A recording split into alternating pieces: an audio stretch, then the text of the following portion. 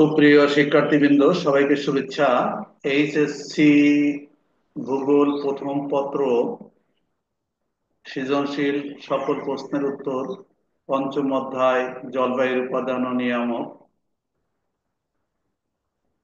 আজকে আমার আলোচ্য বিষয় ফন। ফন একটি স্থানীয় বায়ুর নাম।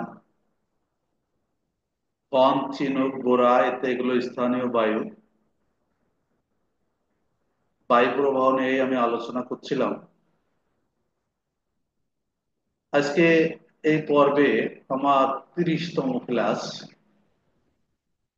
আজকে আমরা ফন সম্পর্কে, ফনের কাকে বলে, ফন বায়ু অঞ্চল, তারপর তার বৈশিষ্ট্য এবং প্রভাব নিয়ে আলোচনা করার চেষ্টা করব।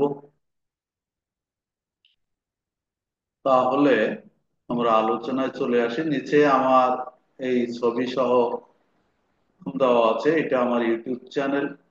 ইউটিউব চ্যানেলটা সাবস্ক্রাইব করার আহ্বান জানিয়ে ক্লাসটা শুরু করতে যাচ্ছি। প্রথমে আলোচনায় আসি, ফন কাকে বলে, ফন বায়ু কি। আর্দ্র বায়ু উপকূলীয় পর্বতের প্রতিবাদ ঢালবার উপরে উঠে মেঘ ও বৃষ্টিপাত সৃষ্টি করার পর অনুবাদ অঞ্চলে নেমে এসে উষ্ণ ও শুষ্ক বায়ুরূপে প্রবাহিত হয়। জার্মানির রাইন নদীর উপত্যকার মধ্য দিয়ে আল্পস পার্বত্য অঞ্চলে প্রবাহিত এরকম উষ্ণ ও শুষ্ক বায়ু প্রবাহকে ফন বলে। এখানে একটা চিত্র দেওয়া আছে। আমি তো বইয়ের ভাষায় সংজ্ঞাটা দেওয়ার চেষ্টা করলাম। North of the Alps, south of the Alps, এটা হচ্ছে আল্পস পর্বতের উত্তর পাশ এবং এটা হচ্ছে দক্ষিণ পাশ। দেখো এই চিত্রটাতে পরিষ্কার বোঝানো আছে, এখানে কোল্ড এয়ার লেখা আছে, এখানে ওয়ার্ম এয়ার, শীতল বায়ু, উষ্ণ বায়ু। প্রতিবাদ পার্শ্ব এটা, অনুবাদ পার্শ্ব এটা। যখন বায়ু এদিক থেকে এসে প্রতিবাদ ঢালে বাধাপ্রাপ্ত হয়ে উপরে উঠে যায়, এখানে এই অঞ্চলটাই কিন্তু বৃষ্টিপাত ঘটায়। এটা কিন্তু এই শীতল অঞ্চল, এই পাশ থেকে এই পার্বত্য অঞ্চল যখন বৃষ্টিপাতের পরে বায়ু কি হয়ে যায়, জলীয় বাষ্পীয় হয়, শুষ্ক হয়ে যায়, তখন এই অনুপাত ঢালে এসে বায়ু নিচে নামতে থাকে পর্বত ঢাল বরাবর। নেমে এই অঞ্চলে একটা উষ্ণ বায়ুর সৃষ্টি করে এবং এই উষ্ণ লাল দেখা যাচ্ছে, এই উষ্ণ এবং শুষ্ক যে বায়ু প্রবাহ, এটাই আসলে হর্ন নামে পরিচিত, যা সাউথ অফ দ্য আল্পস এর প্রবাহিত হয়। এটা কোন কোন অঞ্চলে হয়? আল্পস পর্বতের উত্তর ঢাল বরাবর নিচের দিকে নেমে এসে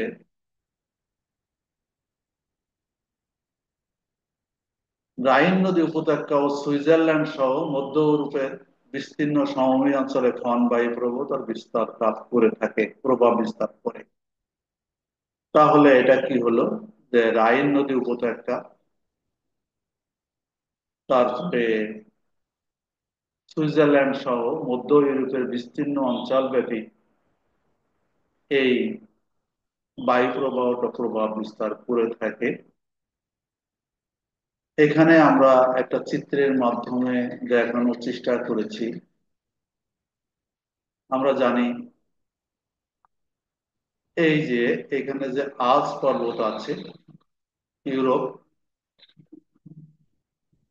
এখানে এখানে যে উত্তর ঢাল, এই উত্তর ঢাল উপরে উত্তর ঢাল থেকে বাধাপ্রাপ্ত হয়ে এখানে বৃষ্টিপাত হয়ে যখন দক্ষিণ ঢালে নেমে আসে জার্মানির এই যে রাইন নদী উপত্যকায়, তখন এটা শুষ্ক এবং উষ্ণ বায়ু প্রবাহের উপর প্রবাহিত হয়। এটাই মূলত ফন বায়ু প্রবাহ। সবচেয়ে মনে রাখতে হবে, এটা ইউরোপের আল্পস উপত্যকায় এই বায়ু প্রবাহিত হয়। আবার যখন আমরা চিনুকে চলে আসি, সেটা কিন্তু যুক্তরাষ্ট্রের এই আমেরিকার কথা বলা হয়েছে, সেখানে হয় একই ধরনের বৈশিষ্ট্য, কিন্তু একটা হচ্ছে আল্পস পর্বতমালায় ইউরোপে, আর একটা হচ্ছে আমেরিকাতে। যাই হোক, সেটা পরে দেখা যাবে। আজকে আমি আলোচনা করছি ফন বায়ু প্রবাহ সম্পর্কে, যেটা ইউরোপের আল্পস পর্বতমালায় অঞ্চলে সংঘটিত হয়। এবার এই বায়ুর কিছু বৈশিষ্ট্য আছে। সেই বৈশিষ্ট্যগুলো যদি আমরা দেখি, তাহলে আমরা কি দেখি? এটি এক প্রকার উষ্ণ ও শুষ্ক আঞ্চলিক বায়ু প্রবাহ, 10 ডিগ্রি থেকে 20 ডিগ্রি সেলসিয়াস তাপমাত্রা। এটি শীতকালে প্রবাহিত হয়। আল্পস পর্বতের নিম্ন ঢালে অগ্রসর হওয়ার ফলে ফনের উৎপত্তি হয়। আল্পস পর্বতের এই নিম্ন ঢালে অগ্রসর হয়ে এখানে এসে ফনের উৎপত্তি হয়। তাহলে আমরা এটা বুঝলাম।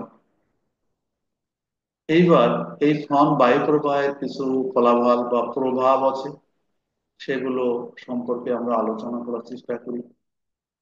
এক প্রকার উষ্ণ শুষ্ক বায়ু প্রবাহ, যার প্রভাবে কোনো স্থানের উষ্ণতা আকস্মিকভাবে 20 ডিগ্রি সেলসিয়াসের বেশি বৃদ্ধি পায়, বিশেষ করে এই অঞ্চলটা এসে। ফনের প্রভাবে মেঘ ও বৃষ্টিপাত হয় প্রতিবাদ পার্শ্বে। পর্বতের পাদদেশীয় সমভূমি তুষারমুক্ত হয়ে তৃণ জন্মায় এবং পশুপালন সম্ভব হয় এই অঞ্চলটা। এটি আঙ্গুর চাষের পক্ষে খুবই সহায়ক। ফন হিমানি সম্প্রসারণ ঘটাতে সহায়তা করে। এখানে সাধারণত বরফ সম্প্রপাত গলনে সহায়তা করে থাকে। নাতিশীতোষ্ণ অরণ্যে দাবানল সৃষ্টিতেও এটি যথেষ্ট প্রভাব রাখে। তাহলে আমরা এটা সম্পর্কে আলোচনা করলাম।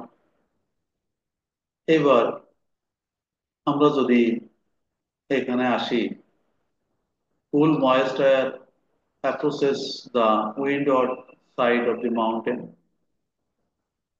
Cloud form and rain falls, causing the air to get drier as it rises.